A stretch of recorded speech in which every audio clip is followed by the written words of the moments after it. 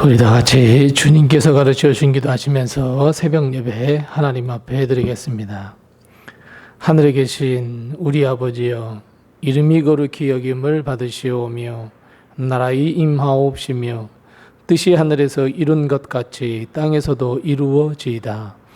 오늘날 우리에게 일용할 양식을 주옵시고 우리가 우리에게 죄 지은 자를 사하여 준 것 같이 우리 죄를 사하여 주옵시고 우리를 시험에 들게 하지 마옵시고 다만 악에서 구하옵소서. 대개 나라와 권세와 영광이 아버지께 영원히 있사옵나이다.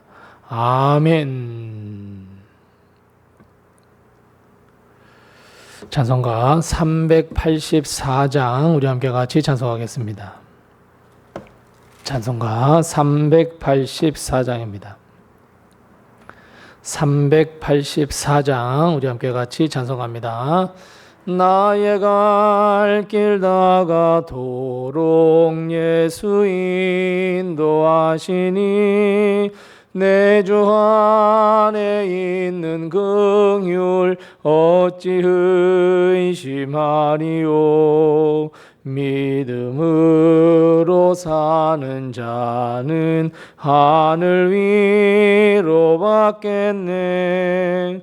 무슨 일을 만나든지 만사 영통하리라.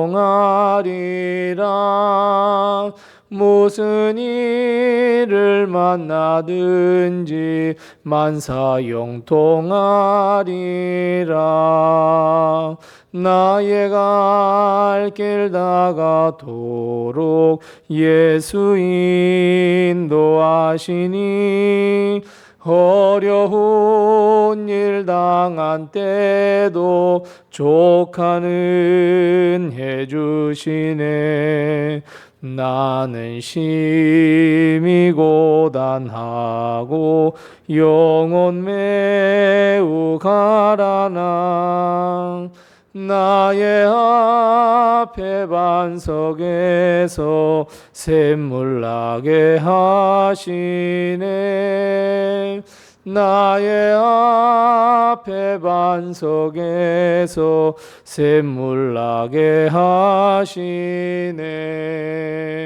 나의 갈 길 다가도록 예수 인도하시니 그의 사랑 어찌 큰지 말로 할 수 없도다.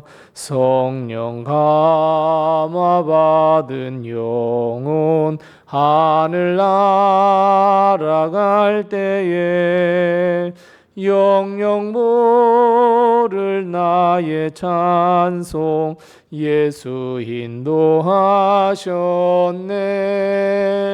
영영 모를 나의 찬송 예수 인도하셨네.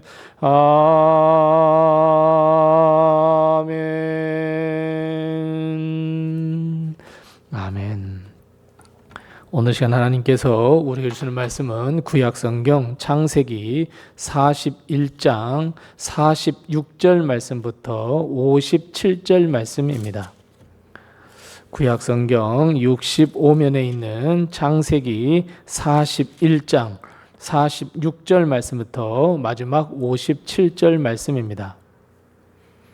구약성경 창세기 41장 46절 말씀부터 마지막 57절 말씀까지 우리 같이 한 목소리로 이 말씀을 봉독합니다. 요셉이 애굽 왕 바로 앞에 설 때에 30세라. 그가 바로 앞을 떠나 애굽 온 땅을 순찰하니 7해 풍년에 토지 소출이 심히 많은지라. 요셉이 애굽 땅에 있는 그 7년 곡물을 거두어 각 성에 저장하되 각 성읍 주위의 밭의 곡물을 그 성읍 중에 쌓아두매 쌓아둔 곡식이 바다 모래같이 심히 많아 세기를 그쳤으니 그 수가 한이 없음이었더라. 흉년이 들기 전에 요셉에게 두 아들이 나되 곧 오네 제사장 보디베라의 딸 아스낫이 그에게서 나은지라.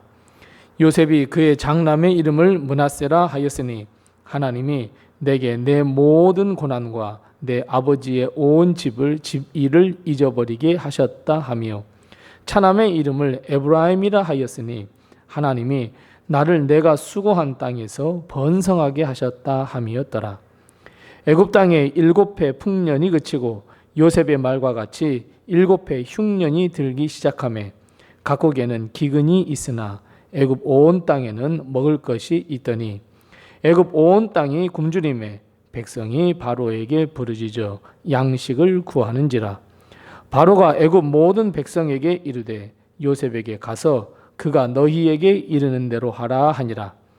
온 지면에 기근이 있음에 요셉이 모든 창고를 열고 애굽 백성에게 팔세 애굽 땅에 기근이 심하며 각국 백성도 양식을 사려고 애굽으로 들어와 요셉에게 이르렀으니 기근이 온 세상에 심함이었더라. 아멘.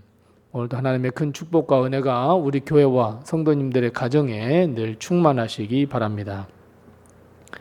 요셉은 애굽의 총리가 되었습니다. 어렸을 적 하나님께서 주셨던 꿈이 이루어지는 순간이었습니다.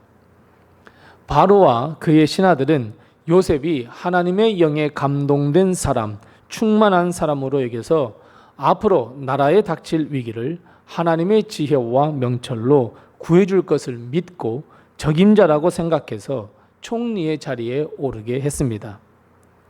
오늘 본문 첫 시작이 요셉의 나이를 처음으로 밝히고 있습니다.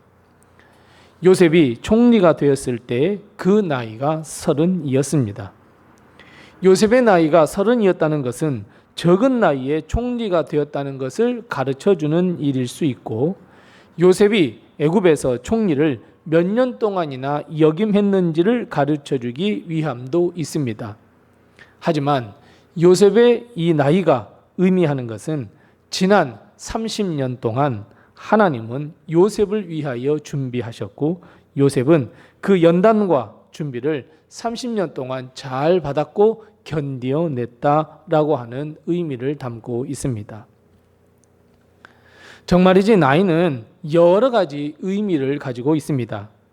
그 사람이 걸어왔던 인생과 경험, 험난했던 나그네와 같은 세월, 하루하루 눈물과 근심으로 점철된 인생, 뿐만 아니라 웃고 행복하며 즐거워했던 수많은 날들을 집약해 놓은 것이 바로 나이입니다.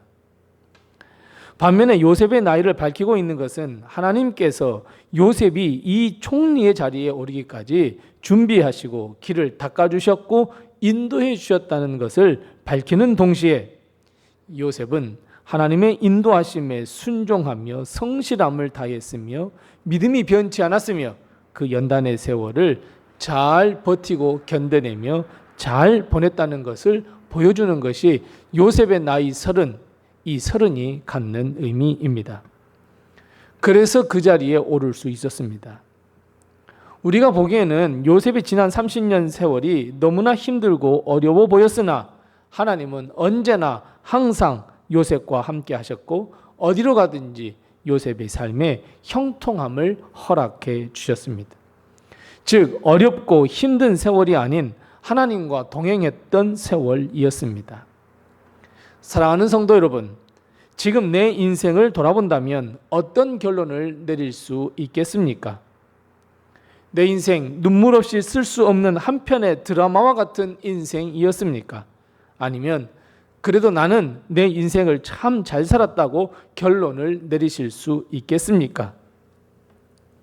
가장 중요한 것은 하나님께서 지금의 내가 있도록 하기 위하여 함께 동행하셨고 오늘의 인생을 위해 준비하셨으며 예비하셨다는 것을, 그래서 오늘의 내가 지금 있다는 것을 반드시 기억해야 합니다.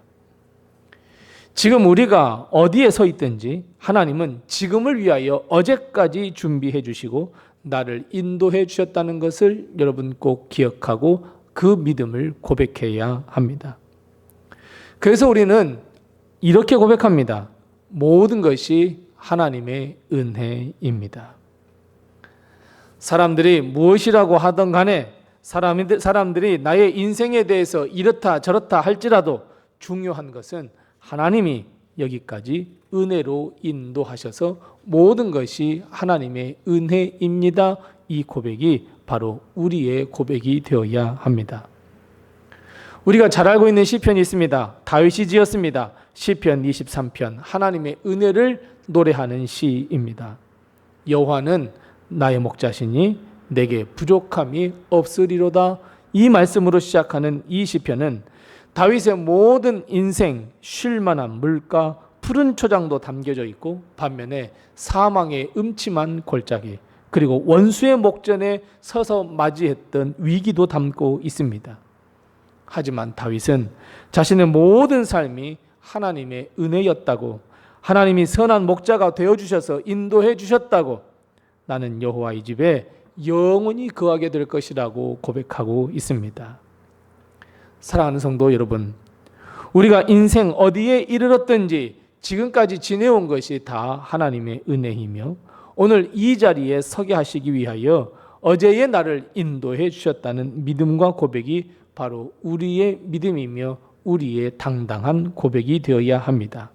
이것이 요셉의 나이 30이 갖는 의미입니다. 요셉은 이것을 알고 있었고 이것을 하나님을 모르는 바로와 그의 신하들 앞에서 당당하게 고백해서 바로와 바로의 신하들도 하나님이라는 것을 알게 되었고, 하나님의 신에 감동된 사람은 하늘의 지혜와 명철로 가득하구나 하는 것도 알게 되었습니다. 바로를 믿는 그 많은 사람들 한가운데 서서, 우상을 섬기는 사람들 그 한가운데 서서 하나님이 역사의 주인입니다 라고 하는 고백을 당당하게 고백하고 선포했던 요셉. 요셉은 오늘 본 말씀 47절 말씀부터 애굽의 대흉년 7년을 준비하는 모습을 보여주고 있습니다. 요셉은 총리가 되었어도 한결같이 하나님의 말씀과 인도하심에 순종하고 있는 모습을 우리는 발견할 수 있습니다. 우리는요, 쉽게 변할 수 있는 가능성을 항상 가지고 있습니다. 성공하니 사람이 달라집니다. 손에 쥐고 싶어한 것을 딱 쥐고 나니 사람이 달라집니다. 성취하고 싶어한 것을 성취했더니 사람이 달라집니다. 그것이 어느 누구 저 사람 그 사람이 아니라 바로 나의 모습이며 우리의 모습입니다. 요셉도 거대 권력을 갖게 되었습니다. 힘을 갖게 되었습니다. 대국이었던 애굽의 총리가 되었습니다. 바로는 심지어 이렇게 이야기합니다. 많은 백성들 앞에 그리고 요셉 앞에서 요셉의 허락 없이는 백성 그 어느 누구도 수족을 눌릴 자가 없다라고 말씀합니다. 엄청난 권력입니다.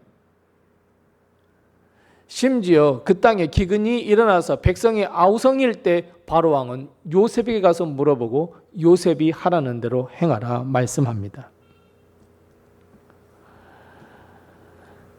47절 말씀부터 이 말씀을 가만히 보니 요셉은 하나님의 말씀에 그대로 순종하는 것을 볼 수 있습니다. 전혀 변하지 않았습니다. 하나님께서 꿈에 보여주셨던 그 꿈을 가지고 그렇게 하면 된다고 바로에게 이야기를 하고 요셉은 그 길로 묵묵히 걸어가고 있는 것을 볼 수 있습니다. 우리는 이 요셉의 변함없는 믿음의 삶, 순종의 삶, 겸손의 삶을 본받아야 합니다. 54절 말씀부터 보면 각국에 큰 흉년이 들었습니다. 백성이 원망이 찾아했습니다. 그 기근의 심함이 얼마나 큰지 55절 말씀과 57절 말씀에서 말씀하고 있습니다. 요셉은 하나님의 말씀에 잘 순종해서 애굽을 구할 수 있었고 백성을 구할 수 있었고 그리고 앞으로 보겠지만 이스라엘 민족을 구할 수 있었습니다. 우리도 마찬가지입니다. 우리 역시 요셉처럼 변함없는 믿음과 순종의 삶을 살아야 합니다. 하나님의 말씀과 그 뜻을 먼저 구하며 하나님의 영광을 위한 삶을 살아야 합니다. 변함없는 믿음이야말로 우리에게는 힘입니다. 능력입니다. 하나님이 우리와 함께 변함없이 동행해 주신다는 그 동행함의 출발점입니다.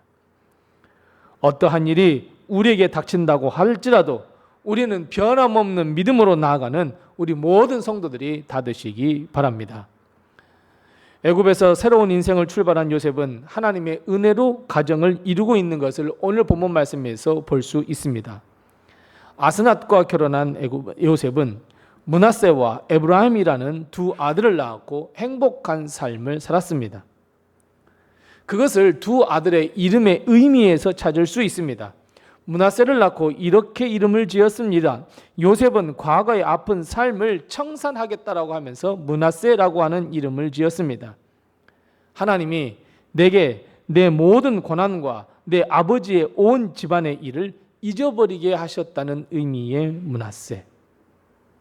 그리고 하나님이 나를 내가 수고한 땅에서 번성하게 하셨다는 의미를 가진 에브라임. 과거 아픔을 씻고 잊어버리도록 만드시는 하나님, 그리고 번성과 축복을 허락하신 하나님, 그 하나님을 찬양하는 요셉을 우리는 두 아들의 이름에서 찾을 수 있습니다. 우리는 이 요셉의 가정, 특별히 두 아들의 이름에서 가정의 기능을 찾아볼 수 있습니다.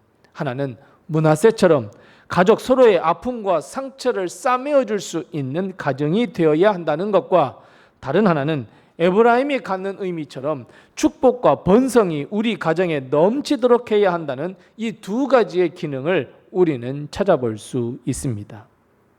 그런데 이 두 가지 모든 것이 다 하나님으로부터 온다는 것을 요셉은 잊지 않았습니다. 우리도 잊지 않아야 합니다. 왜요?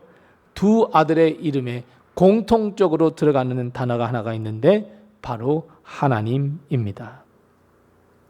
상처를 싸매어 주시고 치유해 주시는 하나님, 우리 가정에 번성함과 축복을 주신 하나님, 우리 가정의 모든 것이 하나님의 손에 달려 있음을 깨닫고 우리는 하나님으로부터 나오는 귀한 치유, 은혜, 그리고 축복, 이런 놀라운 은혜로 차고 넘치는 가정으로 만들어 가야 합니다. 이것을 위해 우리는 꼭 잊지 말아야 할 분, 바로 하나님을 잊지 말아야 합니다. 하나님이 주인 되는 가정, 하나님이 도와주시는 가정, 하나님이 함께 하시는 가정.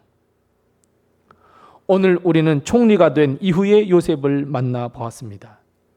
요셉을 통해 허락하신 하나님의 은혜와 축복이 우리의 것이 되어야 할 줄로 믿습니다. 변함없이 하나님을 믿고 의지했던 요셉, 하나님께서 요셉을 통하여 두 아들을 주심으로 그 가정이 누렸던 놀라운 축복, 이제 그 모든 축복과 은혜와 삶의 방법이 우리의 것이 되어야 할 줄로 믿습니다. 사랑하는 성도 여러분, 오늘도, 아니 우리의 남은 모든 인생도 하나님이 함께 하시는 귀한 성도와 가정, 하나님이 도와주시는 성도와 가정 되셔서 복된 삶을 살아가는 우리 모든 성도들이 다 되시기 바랍니다. 기도하겠습니다. 우리 함께 기도할 때 두 가지로 먼저 기도합니다. 첫 번째 기도할 것은 하나님, 변함없는 믿음의 사랑, 믿음의 가정이 되게 도와주시옵소서. 우리 함께 같이 기도합니다. 두 번째 기도할 것은 치유받는 가정 되게 도와주시고 하나님의 축복과 번성함이 넘치는 가정 되게 도와주시옵소서. 우선 이 두 가지의 기도의 점을 가지고 기도하시고 또 내게 허락하신 기도의 점을 가지고 하나님 앞에 기도하겠습니다.